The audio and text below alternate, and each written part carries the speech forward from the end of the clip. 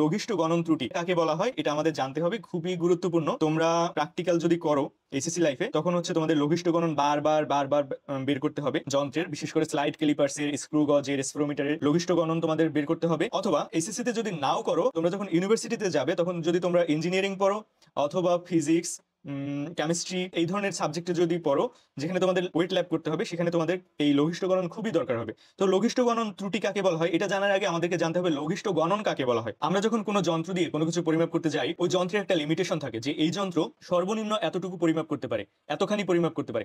মনে করো তোমার কাছে যে স্কেল আছে, ওই স্কেল সাধারণত 1 মিলিমিটার পর্যন্ত সম্ভবত পরিমাপ করতে পারে। একটা যন্ত্র সর্বনিম্ন যতখানি পরিমাপ করতে পারে তাকে বলা হয় ওই যন্ত্রের লঘিষ্ঠ গণন। দেখো এখানে আমি লিখে রেখেছি বইয়ের ভাষায়, কোন যন্ত্রের সাহায্যে সর্বনিম্ন যে পরিমাণ মাপা যায় তাকে ওই যন্ত্রের লঘিষ্ঠ গণন বলা হয়। মনে করো কোনো একটা স্কেলের সাহায্যে সর্বনিম্ন 1 মিলিমিটার মাপা যায়, তাহলে ওই যন্ত্রের লঘিষ্ঠ গণন কত?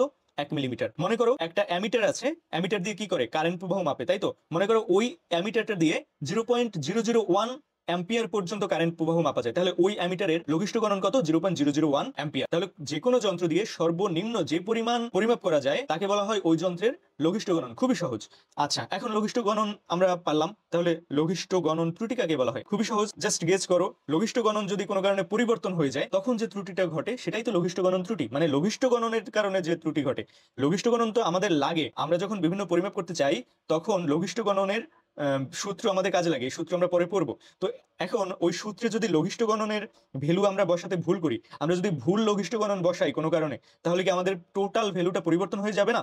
পরিবর্তন হয়ে যাবে, এবং তখন একটা ত্রুটি অ্যারাইজ করবে। এই ত্রুটিটাই হচ্ছে লঘিষ্ঠ গণন ত্রুটি বা লিস্ট কাউন্ট এরর। দেখো আমি বইয়ের ভাষায় লিখেছি, কোনো যন্ত্রের লঘিষ্ঠ গণন যদি পরিবর্তন হয়ে যায়, তার ফলে যে ত্রুটি উদ্ভব ঘটে তাকে বলা হয় লঘিষ্ঠ গণন ত্রুটি। মনে করো কোনো একটা যন্ত্র আছে, যে যন্ত্রের লঘিষ্ঠ গণন হচ্ছে 0.001, কিন্তু সামহাউ তুমি পেলে 0.002 সামহাউ। তো এই যে একটা ত্রুটি ঘটলো, বা এই যে লঘিষ্ঠ গণন তুমি সঠিকভাবে নির্ণয় করতে পারলে না, এর কারণে যে ত্রুটিটা ঘটবে সেটাই হচ্ছে আমাদের লঘিষ্ঠ গণন ত্রুটি।